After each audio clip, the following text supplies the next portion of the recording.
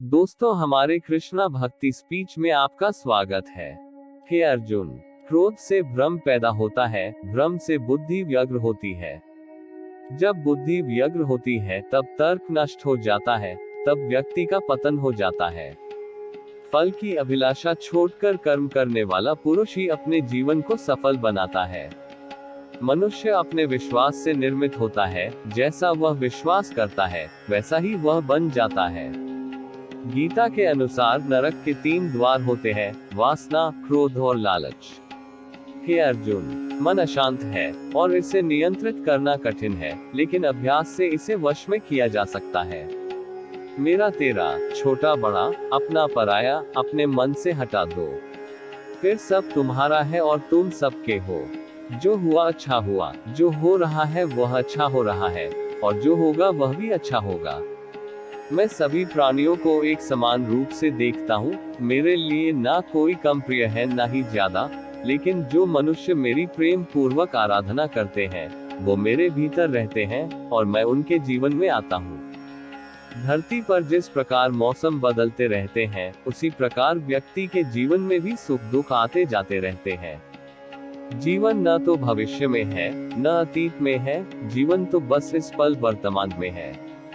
कोई भी व्यक्ति जो चाहे वह बन सकता है, यदि वह व्यक्ति एक विश्वास के साथ इच्छित वस्तु पर लगातार चिंतन करे। जो लोग अपने मन को नियंत्रित नहीं करते हैं, उनके लिए वह शत्रु के समान काम करता है।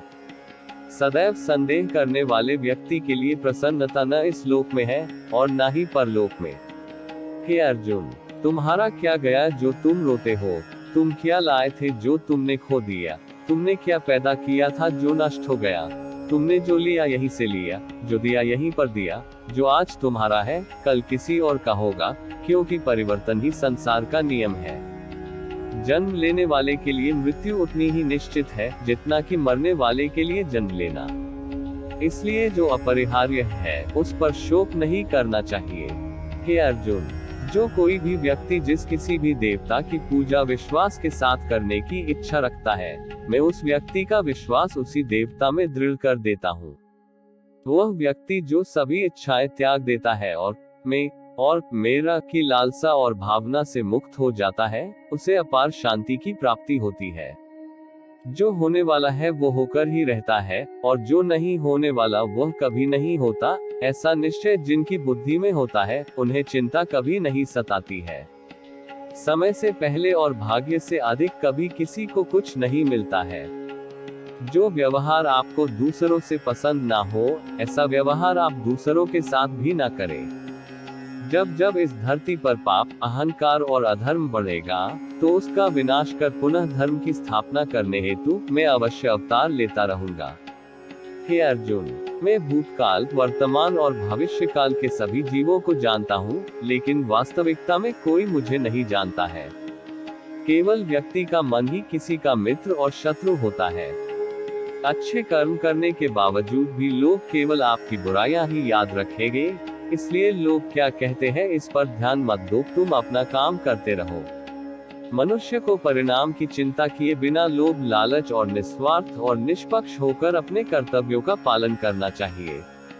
मानव कल्याण ही भगवत गीता का प्रमुख उद्देश्य है, इसलिए मनुष्य को अपने कर्तव्यों का पालन करते समय मानव कल्याण को प्राथमिकता देना चाहिए।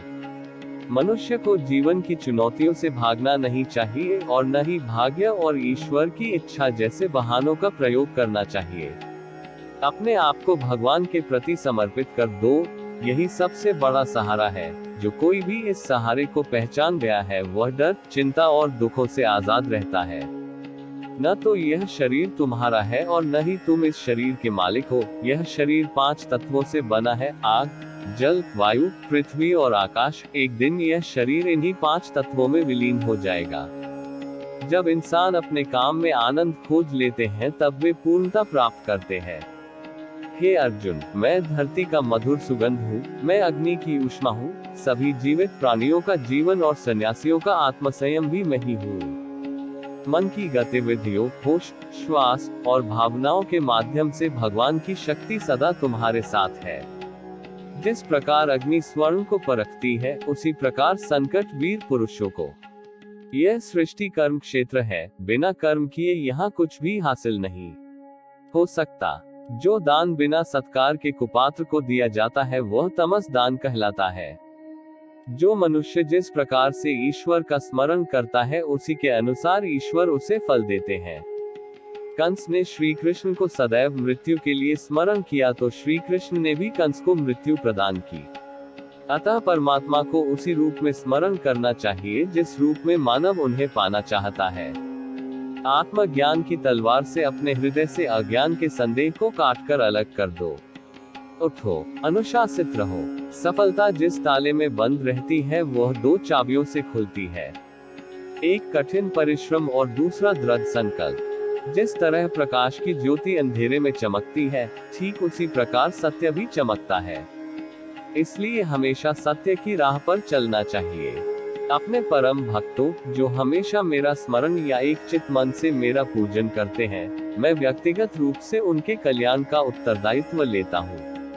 मनुष्य को अपने कर्मों के संभावित परिणामों से प्राप्त होने वाली विजय या पराजय, लाभ या हानि, प्रसन्नता या दैख इत्यादि के बारे में सोचकर चिंता से ग्रसित नहीं होना चाहिए।